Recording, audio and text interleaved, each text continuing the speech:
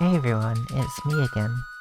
Today I thought I'd make a video talking about my journey and adventures with Monster Possible Third.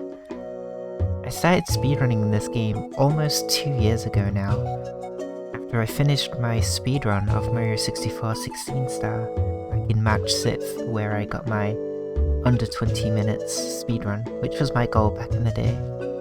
And on that same day I announced that I would be speedrunning Possible Third, which was a game that a lot of people requested, so I felt like it was the right time to go for it, and I felt like doing something new and challenging. You can ignore this game here while I talk. This is called Mere Arcadia. It's a private server of a very, very old game called Mere 2. If anyone knows what this is, I would be very surprised, but if you've ever heard of Mir before or ever seen this game before, please let me know, because it's quite rare for people to know this game these days, I think. So, Monster Possible Third, I have to say, is one of the hardest speedruns I've ever attempted, which shouldn't be shocking to a lot of people if you've seen me speedrun it over a year now. I finally had a PB not too long ago, which was a very big day for me because I've been struggling to get anywhere with the game. 1 hour 41 minutes is my current PB as of this day, and I feel like it was appropriate for me to talk about Possible Third and what's been going on, and how I feel about it, and sort of reflect about the run itself. There's a boss here, so I'm just gonna be like boss grinding in the background. Excuse me. So, I don't know how I'm gonna concentrate talking and bossing at the same time. I've never done this. Okay, so Possible Third. Goodness, that game is so difficult, and there are many reasons why.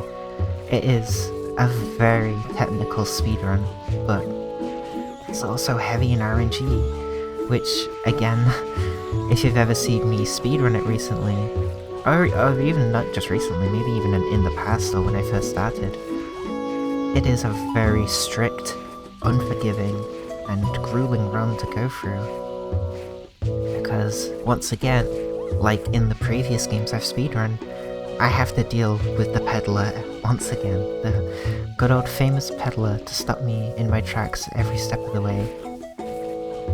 But honestly, although I complain about it a lot, and yeah, I do, I complain a lot, but I love complaining, it's just what I do. I honestly do think the speedrun is fun. It is fun, but not if you're going for world record like I am. Kanata has done an amazing job at the speedrun and creating a route that it feels airtight, and it feels very difficult to look at the run and think, where do I save time here? Over time though, I have found little optimizations here and there. I actually have a notepad with all the different time saves between me and Kanata.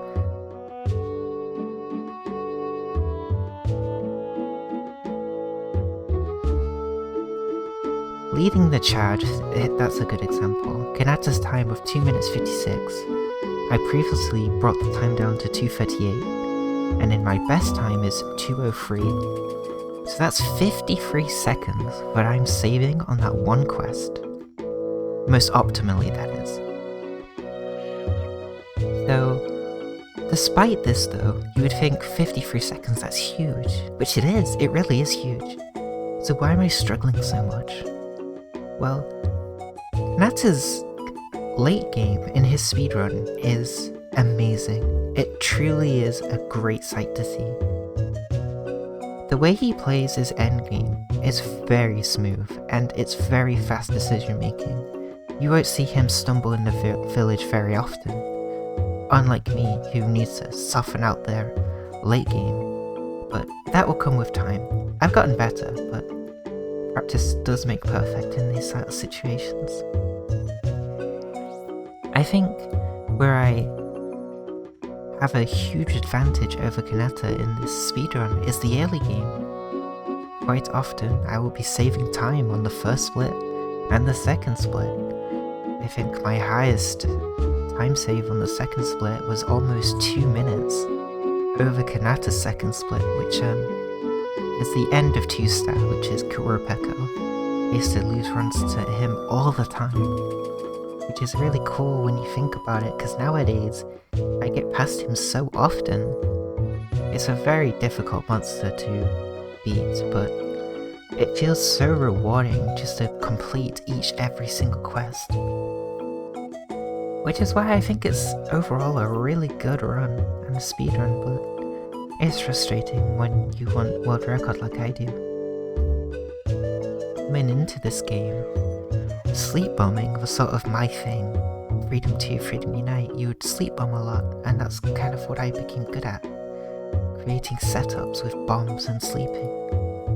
In Portable Third, however, sleep bombing is heavily nerfed because of sleep bullets. Not only do monsters require more bullets to go to sleep, but the guns in general don't hold as many bullets as they do in Freedom Unite. The guns that you can get early game only hold 2 bullets as opposed to Freedom Unite's 3.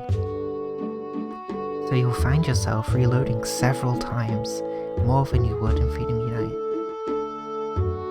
When I first started speedrunning Portable Third, I actually did do sleep bombing.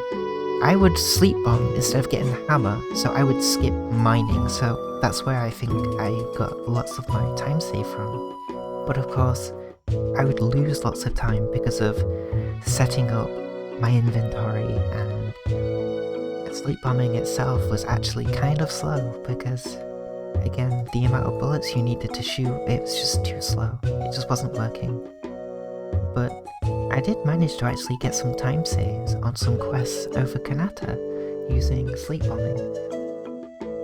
So over time, I slowly started to phase out sleep bombing as an option for me, and I started to use the hammer more. Eventually, it got to the point where I decided sleep bombing simply just wasn't worth it anymore. And I got rid of it completely, and now I'm using gunlots and hammer. And the times that I've shown are actually all with hammer, they're not sleep bombing whatsoever. I'm rather proud of myself to be able to do what I've done. I come into a new meta, which I'm not comfortable with, and adapt and evolve to it. And not only that, I've managed to expand upon it and mold it into a meta that suits me more, which is more bomb-based. Kanata is very, very talented with the hammer, and it certainly shows in his run. I think that covers most things that I wanted to talk about today. I believe that the world record for Portable Third is right around the corner for me, and it's going to be only a matter of time before I get it. I'm really excited for that day. It opens up a whole bunch of new windows for me. And I think afterwards I'll be leaning towards Nico percent in Monster Hunter Freedom Unite. It's around 8 to 9 hours. I think it'll be a lot of fun, and something different for me for once. I say different, I've been speedrunning Freedom Unite for a very long time, but I'd like to go back to it, but in a different way. More of a relaxed way. Less sleep bombing, I think. That's pretty much everything from me today. I will see you all next time.